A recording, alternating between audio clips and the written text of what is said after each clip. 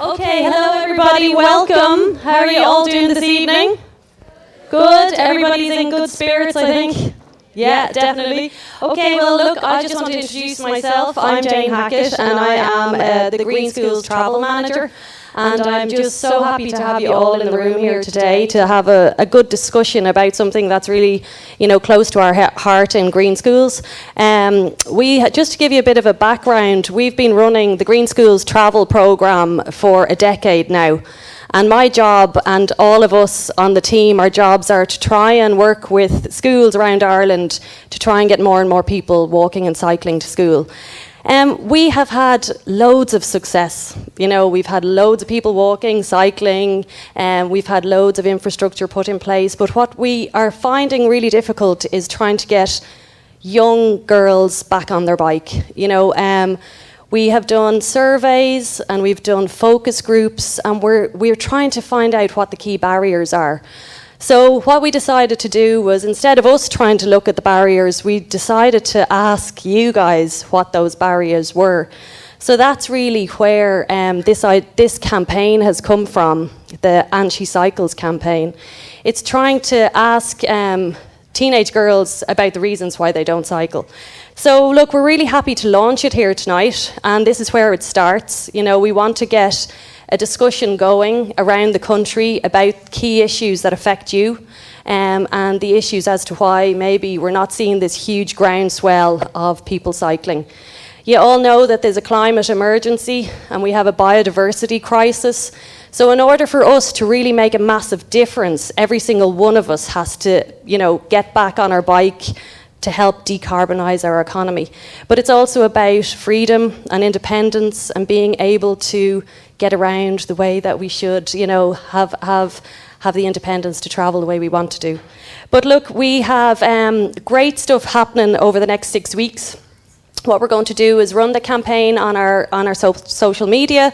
So whoever's has an Instagram account, don't forget to take part in the conversation, and we'll have prizes every week, and it will culminate in a prize in week 6 of a bike. Yeah, that sounds good, doesn't it? Exactly, that's what I want to hear. And then we're going to travel, with this message. We're going to go to a good few cities and towns around Ireland and have the same conversation with, groups of students. And also, it's really important to have the conversation with male students as well, and talk to them about how they experience cycling as well, how they can help, break down those barriers. So look, we just hope that you really enjoy this evening and get involved in the discussion. I'd like to see, you teenage girls involved. Don't let us adults take over all of the conversation. Ask questions, get involved, put your opinion across, because we really need to hear your voices. And also, I just want to thank, I suppose, the sponsors of our programme, which is the Department of Transport and also the NTA. Without them, we actually wouldn't be here. We wouldn't be able to do all of this great work. And I also want to thank the Green Schools staff who have put all of this together, especially Caitríona Buggle, who has been really a brilliant addition to our team. And do you know what? She's leaving us in 2 weeks. And we're really going to miss her, but we wish her well. She's heading off to Scotland to bring the andshecycles campaign to Scotland. But I want to thank all of the team for their hard work. But anyway, without further ado, I'm going to hand over to Tara Stewart, who is our MC for the evening. And Tara is, all of you guys should know who Tara is. She's a DJ, and she has her own show on 2FM. So Tara, you can take it away. Thank you. Thank you.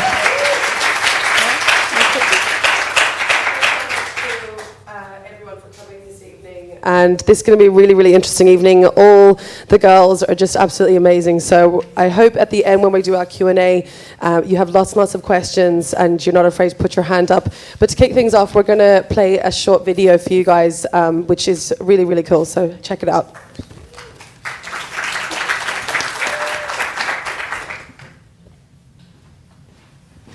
Hi, Robin. Hi, how are you? Good. Lovely to meet you. You too. So now I know this all might look a little bit intimidating. I used to cycle a lot. In first year when I first started, I was so self-conscious about it. I felt like everything was like stopping me from cycling school. Fear of being judged. Fear of being judged by people. Loads of the lads cycle to school. They just see girls as like dresses and skirts and makeup, and like boys as like bikes and like athletic stuff. Peer pressure is literally everything. It sounds really stupid, but I really do think the helmet is such a big part of it. If you see a lad on a bike, it's not really different. You just think of it as, yeah. But like if you see a girl on a bike in her uniform or something, it's different. I feel like you just need one person to do it. There's something better than just like cycling and just seeing like the canal for me, like the whole like stretch along. Instead of a 30-minute walk, it was like 5-minute cycle. I've completely got back into it. The way you can push yourself and then after you just feel so great. Like I don't like the fact that other girls will be like, oh, I would never get on a bike because of what they think, when like they won't ever get to experience like how it actually feels and stuff like that. You're sweaty and you look awful, but like you just feel good about yourself. Yesterday when I went for a cycle, I saw two of my old friends like on the road, and they're two boys, and like I saw them being like what's she doing on the bike? I didn't care. Like, I gave them a big smile and a wave. Oh, people are gonna look at me. Like people are gonna see me. I'm like, yeah. You're your own person. You do you. I think just you build up this mental state of like, oh god, oh no, this lack of confidence in yourself that's probably associated with other things, and you're like, hold on, it's a bike.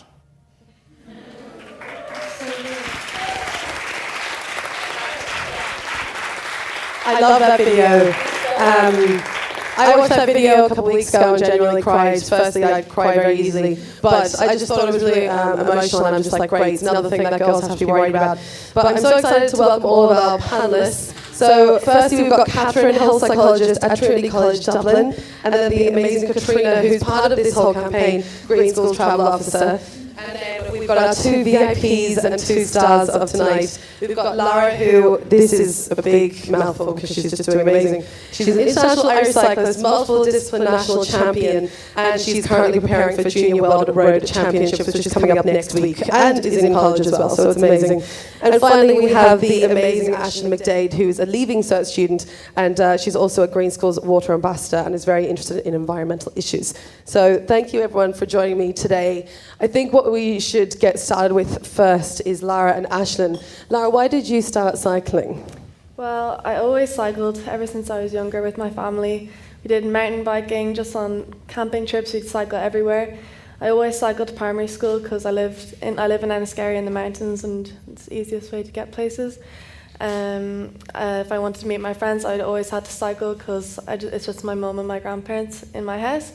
And then I joined a cycling club, which I thought was a mountain biking club, and then they were like, oh no, we do road cycling. So I started road cycling and doing track cycling and cyclocross, and it just kind of blew up from there. I started doing races, loved it, did other sports at the same time, like hockey and running. And then I started winning things and just kept going and loved it ever since, and yeah. And Aislinn, what about yourself? I remember all my bikes. I loved cycling since I was so young. I remember I went to school 10-minute walk down the road, but instead me and my friend would always cycle down and then cycle back up, because it was just so much more fun. You get so much more satisfaction out of cycling rather than walking or biking. Now I just cycle a few times a week to school, and I go on crazy cycling holidays with my family. So you were just saying you did this really intense one. Yeah, I cycled from Porto to Finisterre 2 summers ago, and with my family, and we were just uphill and downhill, but it's just so much fun. It's such a different way to see the world, I think. Amazing. And Caitríona, tell me, why did you start the andshecycles movement, basically? Start the movement. So my job is to promote walking, cycling and other modes of sustainable transport in secondary schools. So when I've been doing that for over 2 years, and when I started doing that, I realised there were very few teenage girls on bikes. I knew going into it that there was few, but when I was showing up at the schools, there was 0 girls showing up on bikes. And as part of my role, we do a travel habits survey. So it's okay, how'd you get to school? If you're a guy and you cycle, raise your hand. And that was no problem. And then in the classroom, I was okay, if you're a teenage girl and you cycle, raise your hand. And it was this really awkward, uncomfortable atmosphere. And people were kind of sniggering, and I was like, what's going on here? Like, because it was a different reaction when I asked the same question to the teenage boys. So like Jane said, instead of us kind of speculating, like I definitely was talking about it with my colleagues, and we were like, yeah, like maybe it's a skirt. And I was like, well, maybe I'll just ask them. So April of last year, so April 2018, I went into St. Columkills and we did a focus group there, and then we repeated the focus group a couple of times. We got the same results. So we've carried out the focus group in a mixed school and then in a single-sex girls' school, and we get the same results. So basically, the top 2 reasons are social. Obviously, the skirt's on the list, and I know, like on Morning Ireland this morning, and then on Twitter and stuff, a lot of people have been talking about the school skirt, and like it's definitely an issue.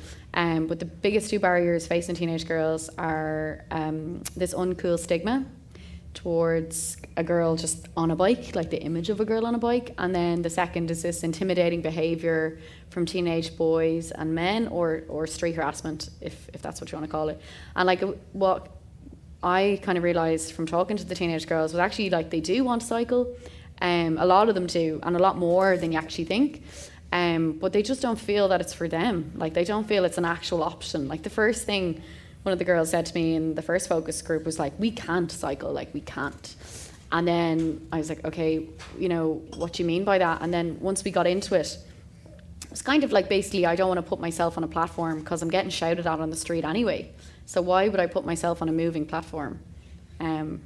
Which fair enough, like, makes sense for them.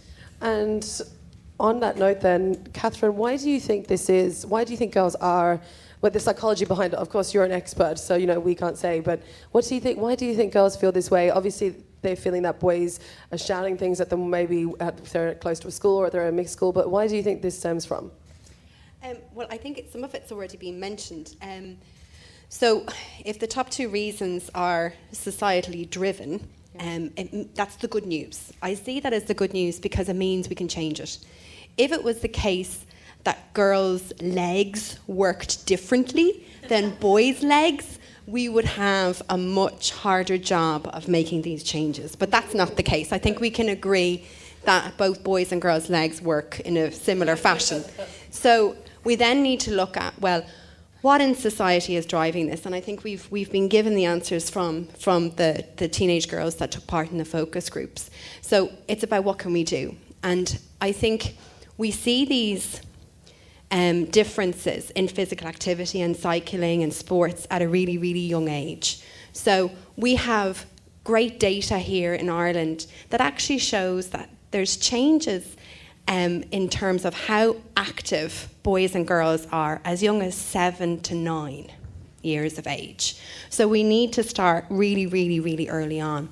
And when you're that young, when you're under 10, a key role model is actually your parents. And I was struck by something that you were saying in terms of that both of your parents cycle. And they're our earliest role models. So if we have parents that are physically active, we are more likely to be physically active. So that's something that we can do immediately. And remember, your family home is your first society. So the attitudes that are in the family home kind of sets the tone for where you aspire to getting to. So that's really, really important, and that's within our immediate control. We can change our behaviour as parents, and then we can influence our children by doing that. And I think that our panellists have already said that that's been a major contributing factor as to why she cycles. Mm-hmm. And I mean, on that note, Ashton, you were talking earlier about how much fun you have cycling, and it's such a family-orientated thing as well. Like, you've got your older sister and everything. So what was it like with your parents? They're both avid cyclists. Yeah, they both cycle to work, and they just enjoy it. Like, we cycle to a good few places, and my dad would do some kind of fun races around the place. But it's just, we do it together. We do it as a family. I've been on 3 cycling holidays, and we just do it together. And how does it make you feel, mentally and physically? You feel so much better after it. Your body just you feel I cycle to school in the morning, and it just wakes you up completely. On the bus, you're still a bit groggy and all, but after cycling, you're stretched and refreshed, and you're ready for the day ahead. Mm-hmm. And what about yourself, Lara? How does it make you feel cycling? Yeah, so good. I train before school or before college, and I'm always wide awake and ready to learn, whereas my friends at school are like, how do you do it? But it becomes a habit. Once you do it, whatever the definition is, 30 times in a row, like you get used to it and you start to enjoy it, and the fresh air does so much for you. Getting it in your lungs in the morning, you're doing yourself so much good and you don't even notice it. And if you have someone to ride with, it makes it just like, so I like training on my own, but I also like riding with my friends. There's like a place and a time for it. So if you can go with someone, it makes it sociable, fun, and you're doing so much for your body. And yeah, I always feel so wide awake and fresh after. I love it. You're both literally like beaming when you're talking about it. It's so nice to see. Is there anything that would prevent you from cycling, do you think, Lara, if you want to go first? No, not me. I've always been confident and comfortable on a bike, and I think that is, like you say, from family, and I think that is something that we need more in. For example, in Holland, they parents have their kid in the back of their bike in a carrier, then the kids on their balance bikes going to preschool, and then they cycle to school, and then they do like a test, safety bicycle test when they're 10 years old, and it becomes normal. So it's like brought in from a young age. So I think that's why that's why they are all used to it, and that's why I'm used to it, because I've been doing it and I feel comfortable. And so for me, no. And if ever you get comments from boys or anything, how I look at it is, if I want to do it, then I'm gonna do it. I'm not gonna let anyone else stop me. And that's always how I've been, like with sport and everything. I used to be self-conscious and be like, why do I have like boy legs and be muscly and all this? And my mom would be like, no, you can do whatever you want to do. If you want to push yourself, you push yourself. So I think if you ever do get negative marks from anyone, I think it's from their insecurities, and that's like their own problems. So you need, like, boys will be boys. They're always going to make fun. They're always going to joke around in front of their friends. So I think that's your decision, that you have to let it not affect you and do what you want. Amazing. I think that deserves a clap, because that was very inspirational. And Catherine, why are the activities that boys and girls engage in judged differently? Well, that's society's values being placed on them. So there's some really fascinating research that's been done even when boy and girl babies are still in the uterus. So mums are asked to rate how vigorously their babies move when they're in the womb. And if the mum knows that she's having a boy baby, she will rate the movements as being more buoyant and more vigorous and stronger. And if she knows that she's having a girl baby, she'll assign a much, much lower rating to that and say it's more gentle and calming and not so obvious to her. And if she's completely oblivious as to whether she's having a boy or a girl baby, she's kind of in the middle. So we're already, even before that child is born, we're genderizing their physical activity, their earliest movements in utero. So how we think about how girls and boys are active and how they express that activity in the world is really important. And I think we can do that mindfully. And I also think we can do a lot of that unconsciously. And sometimes we can kind of, restrain girls. We can say to girls, oh, don't climb that. Don't do that particular sport. Oh, building muscles isn't attractive. All of those comments, either directly or indirectly to that young girl, leave an impression. And those impressions over time make a difference. So that's why what we say and how we say is really, really important. So the language we use, whether we're attributing positive values to sports or negative values, is really, really key. And also how I think what particular types of sports are attributed to the two genders is really important. So to go back to those young kids, those 7 to 9-year-olds, over 80% of 9-year-old boys will say they have sport as a hobby. That falls to only a third of girls will actually nominate a sport as a hobby. So already our kind of free activities that our girls and our boys are doing outside of school time are starting to be very, very different. And that then, unfortunately, lays a pattern down for life. So if you tend to be an inactive child, you do tend to be an inactive adult as well. And both Lara and Aislinn have articulated the benefits that they get. And I think a key thing when we're talking about sport and activity where young girls is concerned is not to put the emphasis on image and appearance or weight loss. Avoid that, absolutely avoid that, because that's equating femininity again and a kind of an appearance appraisal with the activity. Rather, what should be emphasised is the mood, is how it makes you feel. How it makes you feel psychologically, how it makes you feel emotionally, the freedom of being on the road when you're cycling, that spontaneous feeling of should I turn left or should I turn right. You have those choices available to you when you're on the bike, and whether you're alone or whether you're with a group of friends. And sports is a great way also to make friends. So it can be a social connector. So emphasising all of those is actually really, really important, rather than being very minute about whether rugby is a girl's sport or whether cycling is a girly activity or not. Those kinds of discussions, I think we should all agree, are redundant. They're no longer helpful. And yeah, I think it also deserves a clap. That's a mic drop moment there, I think. Lara and Aislinn, I'll start with you first. What do you think needs to happen to encourage more girls to cycle? Because you were telling me about in your school what it's like with how many, out of all the kids in the school, how many people cycle, girls cycle? There's like 2 girls, so it's me and one other girl who would like cycle to school. Out of how many? Out of about 550. That's mad. It's crazy. That's a small fraction. So yeah, but I think once you see girls doing it, you're more encouraged to do it yourself. Like, I at first was hesitant, and my parents were like, traffic and all. But then this other girl in my year, she started cycling, and I was like, Mom, Dad, this girl's cycling, why can't I? So once you see one person doing it, you're gonna, you have a chain reaction. So I think we just need to see more people out there. People need to feel confident in themselves to be able to go out and cycle themselves, because it's so liberating. And what about you, Lara? What do you think needs to happen to encourage more girls to cycle? Well, I was asking my friends, why don't you cycle to college? Because they all live closer or to school. And they're all like, it's so dangerous and everything. But I was like, well, I cycle every single day and I luckily haven't had an accident. You just need to know the rules of the road. You're going to end up driving on the roads anyway. So once you know where you're going, you know the route well. And actually recently 5 of my friends started cycling to college, and I'm like, yes, every time I hear a new person score. So I think that's a big worry. But then the whole social aspect of seeing other girls on their bikes. My school was, I think, nearly 1,000 people, and I'm trying to remember, I don't think I saw any girls ever cycling to school, and it was always boys. I lived too far away, so I couldn't cycle to school, but I did my training sessions on the way home from school sometimes, so I was probably the only girl that people saw, but they're probably like, oh, well, she does it as her sport.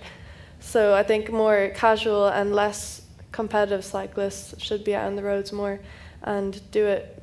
Well, lots, it's quicker. You pass all the transport, all the traffic, you get there and you feel good. And a lot of girls are worried about being sweaty and stuff, but every school has showers and stuff, so you can go in your leggings or your tracksuits, whatever, have a shower, and then you're not sweaty, you can feel good and refreshed and everything. So it's just like doing a gym session before school, but and you get there faster.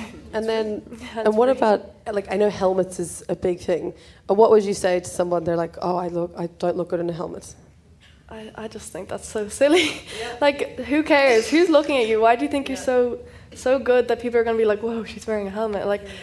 No one's actually looking. And when you see other people wearing helmets, are you like, oh, they're wearing a helmet? And you're not. It's normal. It's keeping you safe. It's for the off chance you did hit your head, it could save your life. So it's really important. And if everyone wears one, then I don't see how it could look funny, because, oh well. Yeah. If you do look funny, who cares? Yeah, exactly. Can I just jump in there? That's what you've just described there is a psychological idea, and it's about being what we call egocentric. So it's the absolute idea that the world is as obsessed about me as I am about me. And I think to some degree reality TV shows have done that, and the internet have done that, because anybody now can start a blog. Anybody, lots of people go from having two Twitter or Instagram followers to having, 2 million Instagram followers if they happen to be on a TV show. So we're kind of getting fed this idea that we are super, super hyper important. And I'm not trying to say that individual people aren't, but I think we would be far happier if we realised how little other people actually think about us. And I mean that in the kindest way possible. Of course your mom and dad loves you and your siblings love you and they think about you and your well-being and your friends think about you and your well-being. But most people, especially kind of casual acquaintances or strangers on the street, are not actually thinking about you. So I think what you've said is really, really good. You might be hyper obsessed about how you appear in your helmet or in your wet gear or whatever it might be. But trust me, most other people aren't. Also, if you stop judging other people, you won't think that everyone's judging you. So I think a lot of people, my friends be like, oh, I'm so scared they're judging me and everything. But then I'm like, well, obviously you have a problem with judging other people. So I don't judge other people. They can do whatever they want. So I don't think that other people are going to judge me. So if you have that mindset within you, then you're not going to think anyone else is going to be judging you back. Gosh, this is some good stuff here today. Also on the helmets, yes. I just want to say, you can get really nice helmets now as well. Like, I love my helmet. I love my helmet as well, yeah. I got like a bright orange one. I think it's and shiny. And What you were telling me about your helmet. I love my helmet. What describe it to us? Well, like, it's gold and it's sparkly and I love it. So, See? like, why can't you have can fun with actually it. get one that reflects your personality or one that you like, you know. One that matches your face. It's an accessory or whatever, you know. Yeah, So exactly. safety can be sexy, you know. It can be fashion. Love it. I think what we're going to do is take it to you guys now, and if you have any questions for anyone up here. Now, this is all about putting yourself out of your comfort zone, and that's what we're here today to share. So if you're nervous about asking questions, again, put yourself out of your comfort zone. You'll feel so much better for it afterwards. So we have a microphone traveling around. So if you have a question, please put your hand up. Just over here, just behind you there. Hi, I'm someone who's always cycled to school since primary school. I've cycled through town. I live in town. And I'm totally used to it.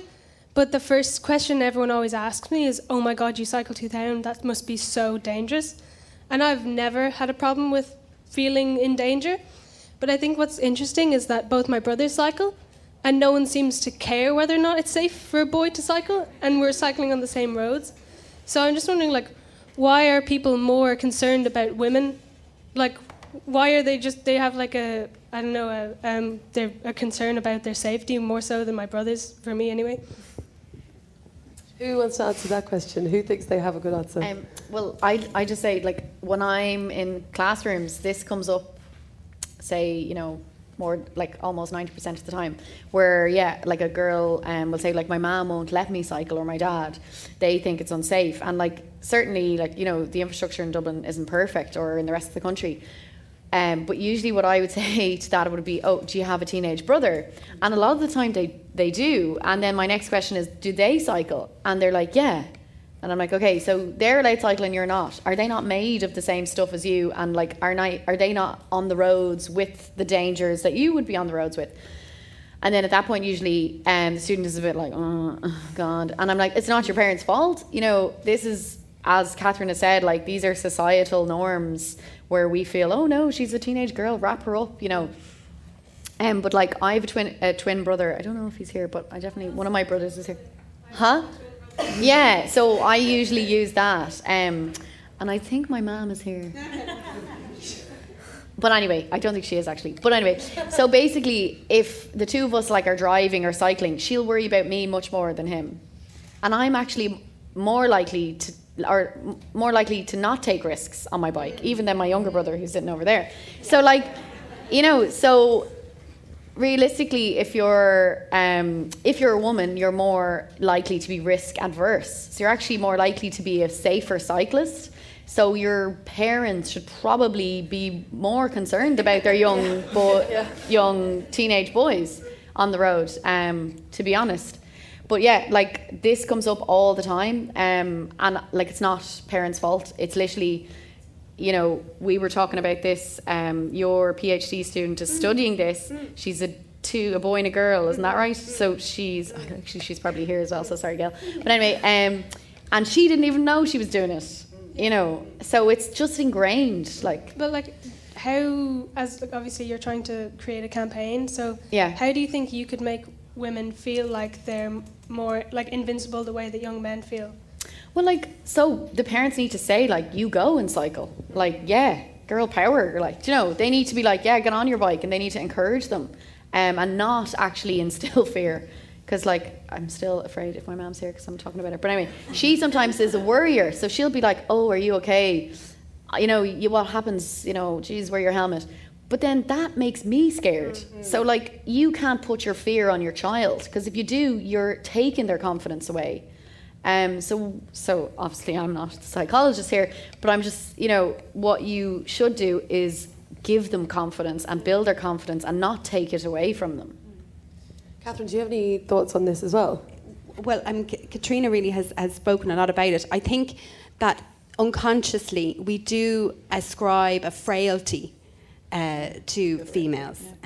So we do consider that girls are more fragile. And we see that all through history. And depending on the culture that we might be examining, we can see that being, you know, in a grotesque way, where some cultures still don't allow women to drive because they, you know, can't be trusted, and so on. So culture has a huge part to it, and when you put boundaries on a child, the way that Caitríona is describing, and twins are brilliant for research purposes. Absolutely, we love twins. We love twins. Twins are brilliant, especially boy-girl twins. And because it makes no rational sense. And this is where psychology is terrific. Because psychology is about studying human behavior. And humans are bonkers, right? We are not rational at all. If we were rational, we wouldn't let the boys and the girls do the same things. Also, hands up here. Who has ever looked at a YouTube video whereby it was the funny videos of 2017 or funny videos of 2018, where it's been just one take after the next of a fella throwing himself off a bridge or doing some kind of skateboarding stunt and so on. And that's not being dreadfully sexist about it. It's because boys are reared and they're praised when they take risks. They are praised. So not only are girls constrained and their behaviours are modified and reduced, boys are encouraged. So that's kind of the big difference. It's not like... And almost, sorry, if a girl was to be that kind of like, you know, risk-taking behaviour, she's bossy or she's, you know, she's then put down for a similar behaviour. Yeah, and it's that idea, what I would encourage for any parents in the room or any parents who are going to read about this campaign is that, and I'm a parent and I understand that there is an innate need to keep your children safe, but feel the fear on the behalf of the child, but make sure that your courage is stronger than your fear. Instill that child with courage to test the boundaries of the world that they live in, rather than instill that child with fear. Because there's two types of fear. There's physical fear and physical threat, but there's also psychological fear and psychological threat. And I think that's really important as well to have an appreciation of. And is there anyone else that has any questions? I saw a couple of hands, yeah? Over here. Oh, did you want to ask another one? Or are you okay? No. You're all good? Yeah. Maybe over here, just up there on the right. And then we'll come to you, sorry. How you doing? Hi, Tara. First of all, I just want to say, well done. This is fabulous. Okay, this to the whole lot of you, it's brilliant. As a long-time Green Schools coordinator and somebody who's worked on these campaigns for a considerable number of years, coming from the teacher's perspective, it's very difficult, and I'm talking mixed sex school, I'm talking with boys and girls equally. Is that No, sorry. Sorry, Caitríona. Go ahead, yeah. Sorry, that it's difficult for teachers to say, you must cycle, please cycle, with the worry of having some students injured. You know, that in Ashburn, for example, we're just the south side of Ashburn, the bike lane goes just north of Ashbourne. I'm talking about to Dunstores. Vanishes. There is none. And then you're on the N2, which is very busy. And you feel it's a huge responsibility that you're saying, yes, cycle is a whole carbon green thing to do, but you have this worry. That's the first one. And secondly, helmets. Should schools enforce that as a rule? Because we have a huge number of cyclists, the vast majority of them are boys, but I have been afraid to actually say you must wear a helmet, because then am I going to discourage some? Yeah. So New Zealand and Australia, it's legal requirement to wear a helmet, and they've seen it's actually a deterrent for people. So, right, basically, if you're to get on a bike without a helmet, your health is going to be, it's more beneficial for you to be on a bike without a helmet than to be forced to wear a helmet, because you may not cycle. Do you know what I mean? So a cyclist without a helmet will have greater health benefits, because if you enforce a helmet, they might not cycle at all. So it outweighs the health benefits there. So I personally don't think it should be legal. I wear a helmet, and I encourage most of the people who are close to me to wear them. But if you do have appropriate infrastructure in a city, it's a cyclable city, and the cycle or the possibility to get on a bike or that mode of transport is available and open for every type of person, then you wouldn't need a helmet. Do you know what I mean? Like, because you're not overtaking buses on a bike lane. I think, to be honest, like, the focus on helmets and the high vis and all of those things sometimes is it can scare people. Like, I definitely, personally, I do wear them.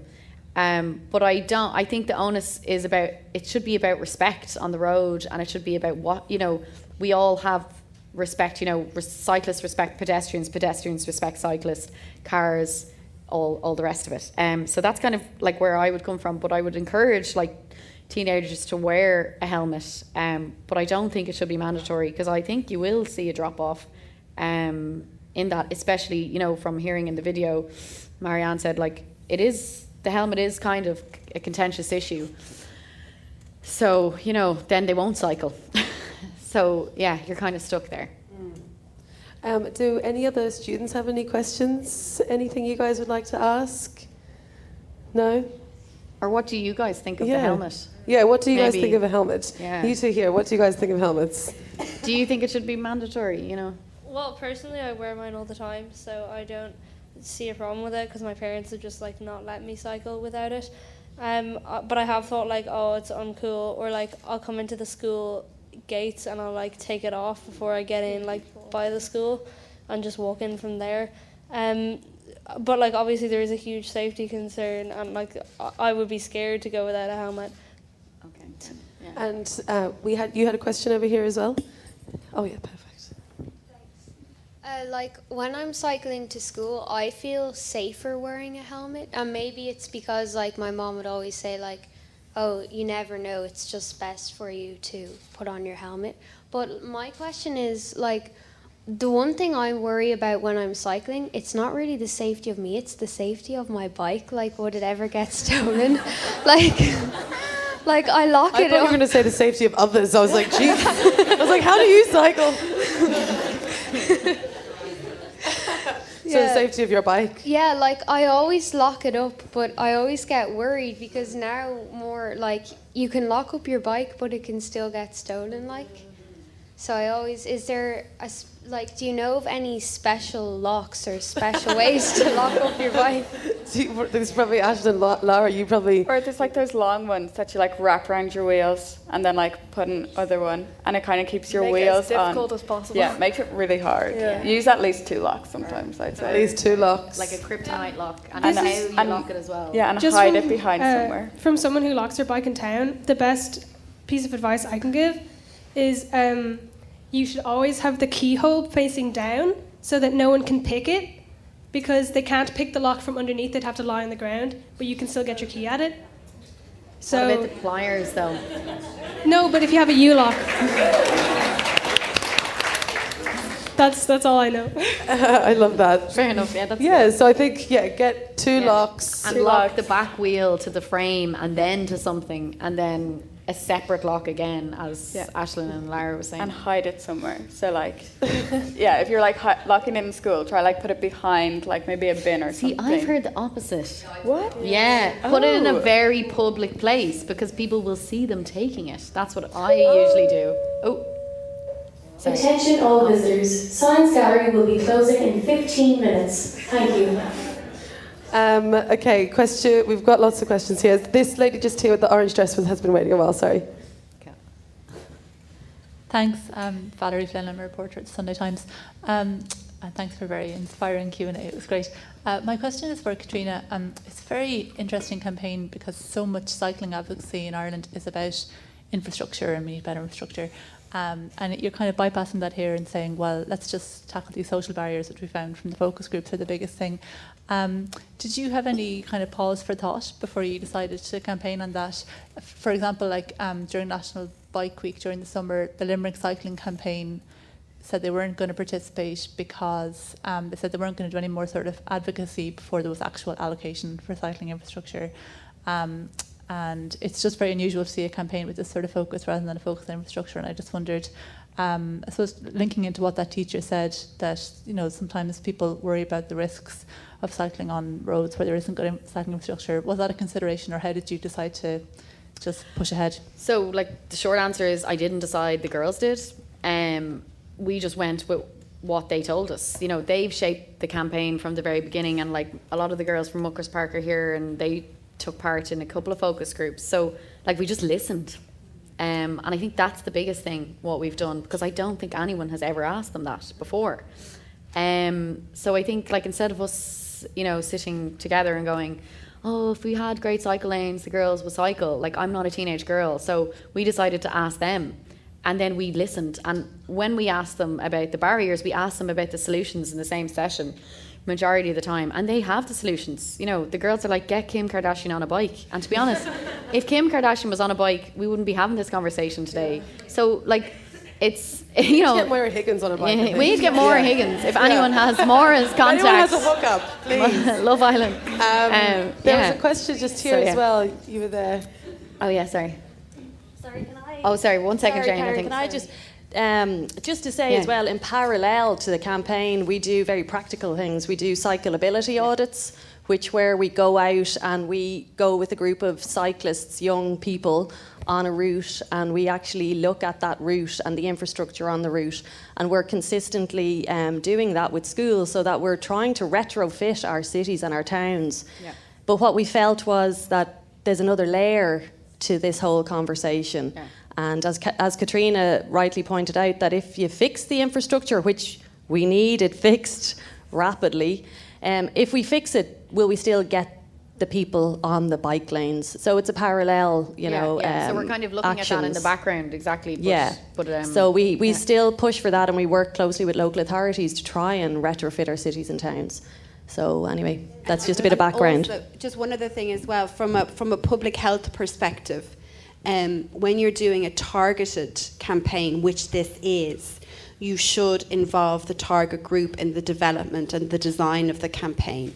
And Antashka's done that, so they've actually got this spot on.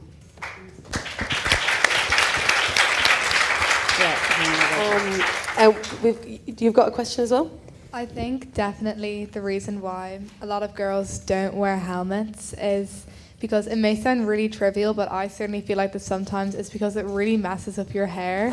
That so true. Sounds so bad, but I know like a lot of the girls in my year, we all are self-conscious, and the majority of us would wear like high ponytails, and it's just not, you can't do it in a helmet, you can't.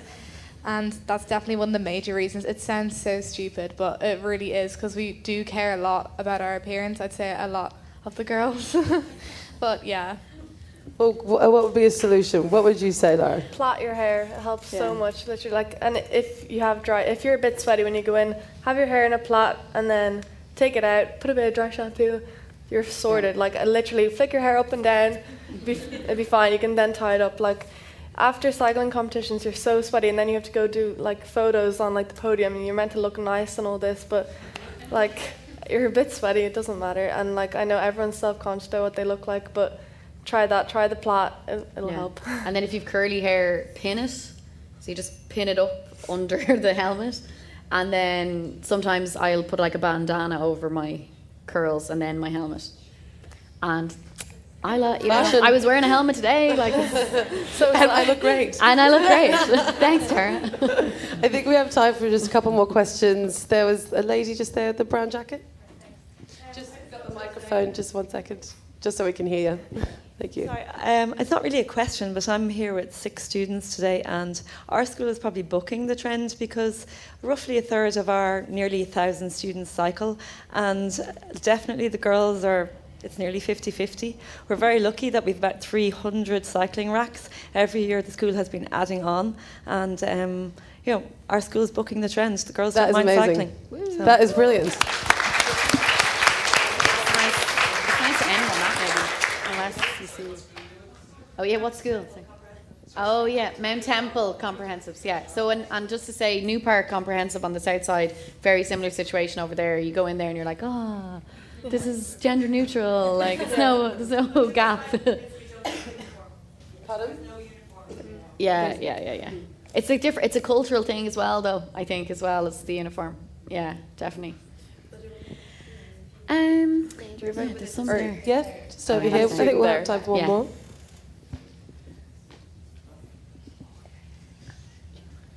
I have a question about like the cycle paths.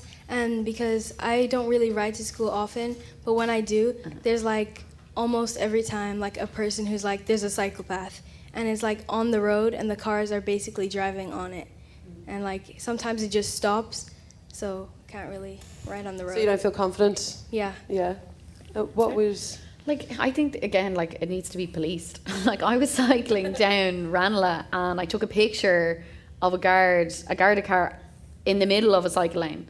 And like there was a guard in the car and I was like in front of him taking the photo of it, and I was like, I'm going to put this on Twitter, like, so if the guards are doing it, everyone's allowed to do it. So like it's not policed. They're just hopefully it will start, the more the conversation is starting, and this is the beginning. Take a photo hopefully. of that car in the reg. Or like give them a dirty look. Yeah. I always give them a dirty look. It's so satisfying. When cars come really close, you're just like, what are you doing? Like you psychopaths to stare at them. That's what you get. Dirty look. Be sassy. That's what we're saying. No, but hopefully there will be actual solutions to this in the long run. I think we have time for maybe one more question. Just here with the blonde hair, just in front of the camera. Yeah. Well, I was just going to say, is there a way of dealing with when people go out of their way to try and stop you from cycling? Because I would cycle a lot, and I've had people stand in the middle of their cycle lanes and put their arms out to physically try and stop me from cycling. It's been like groups of people, but it's cycling in general. I don't think it's happened more when I was cycling with girls than with guys, but it happens like almost like weekly. What kind of people are doing this? Usually older people. I would say 50 and up, maybe. But you get like these people screaming at you in the middle of cycling. Just cycle directly into them. Yeah, just keep going. Hit them. That'll learn them.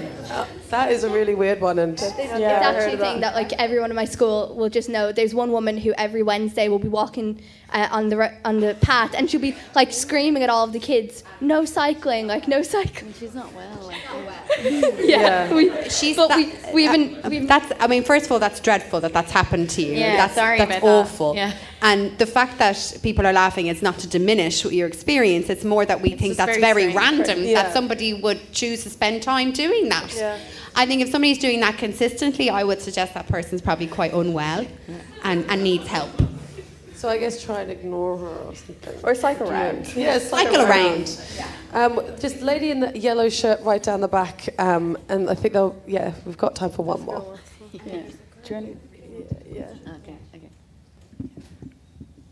thanks very much. My name is Martina and I'm from Galway, and I was in town today and I saw on Instagram the hashtag andshecycles going around, so I said I'd call in and say hello and congrats and well done and continue to cycle, everybody. I have started cycling myself as a grown-up in the past year and a half for economic reasons. Can't afford a car, can't afford the upkeep of the car, had my brother's second oldest bike in the family shed, which I have now claimed as my own, and I'm total convert to getting about town in 10 minutes, passing all the motor traffic. But one of the things I want to say when we're talking about helmets, in particular, because one of my bugbears is people are talking about, oh, I feel safer with the helmet. That's a perception. That's not necessarily the reality, because there are some studies to suggest that if cyclists take on the responsibility of being more risk adverse with high-vis jackets and helmets, that actual most drivers of motor vehicles, big metal machines, feel less risk adverse and may overtake closer, jump out of their, take out from junctions faster and actually make you less safe. Because the most important thing, because our biggest fear in all of this is a collision with a motor vehicle, a crash and being injured. And the most important factor in a cyclist versus motor vehiclist is the speed of the motor vehicle. And that's actual fact, that's nothing to do with perception, that's actual fact. And what we really, as well as trying to be safer ourselves on the road and take more responsibility, and it's something also to take in mind that the speed of the motor vehicle is what's really key to being safe on our roads. Cool. So helmets are a part of it, but they're not the full story. Mm-hmm. Yeah. And I know I keep saying this, we'll have one more question. This guy here. Just as like a teenage girl who cycles on like busier roads, so I cycle past Marion on my way to school, and where, really, sorry? Like Marion, I cycle on okay, Marion Road just up past the ODS, and I find that like guys' attitudes towards girls on bikes is just kind of ridiculous, because even if they're cyclists, they tend to think that they're like More that superior. they're higher, that they're more superior to you, and they'll like go in front of you and they'll cycle kind of crazy and you're kind of on your bike, and like even like if you think about the rules of the road, there's cars, and even the people in cars think that like you're still fine if you're in the cycle lane. They think it's okay to like go in the cycle lane and to like overtake you when you're kind of in the right. And I was just thinking, like, what can we do to change people's attitudes towards like girls on bikes? Just even just cycling to school, I feel kind of unsafe. And I feel like people are kind of looking at me like as if kind of I don't have like a right to be cycling. Yeah, or you don't know what you're doing. Yeah. Like, yeah. Well, like hopefully this is what we're going to try and do with this campaign. Start this conversation. Like the whole thing of like I'm more likely to be a safer cyclist because I'm less, I'm more risk adverse than like my twin brother would be on a bike. So yeah, I've just as much of a right to be there than he does. So that's kind of where we're going with this campaign, and like we know that from talking to teenage girls that it was necessary to have these conversations. So this is just the beginning of that, and just to like keep an eye on our social media, because we're going to, as Jane was saying, we're going to be like speaking to you guys over the course of the next couple of months, so you'll be able to get involved in the campaign. And what I would also love and Tashka to consider, is how to bring boys and men into this conversation, because this shouldn't be about girls versus boys. This really ultimately should be about health and sustainable travel and those kinds of more core issues. And that kind of examples that you're citing there from your experience shouldn't happen. So men need to police their own behaviour, boys need to police their own behaviour, and ultimately, men also need to bring other men into account as well. So it would be great to see.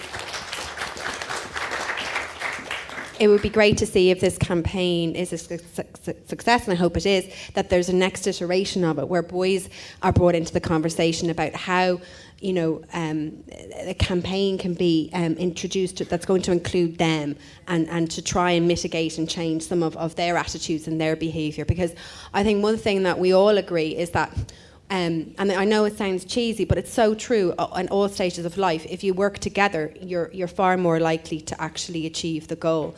And I think young people have demonstrated that really recently in terms of climate change in particular. Your energy, your passion when you get behind a topic is absolutely phenomenal. So why would you leave 50% of the population out of that? Because they do represent 50% of the population. So they do need to be brought into the fold as well. So I'd love Natasha to consider, a phase 2 of this campaign down the road that's going to include the boys. Amazing. Well, on that note, unfortunately, we've run out of time tonight, so we don't have any more time. So thank you so much. Thank you so much to everyone for joining us, and thank you so much to our amazing panelists. I hope you've learned something today and maybe feel a bit more confident.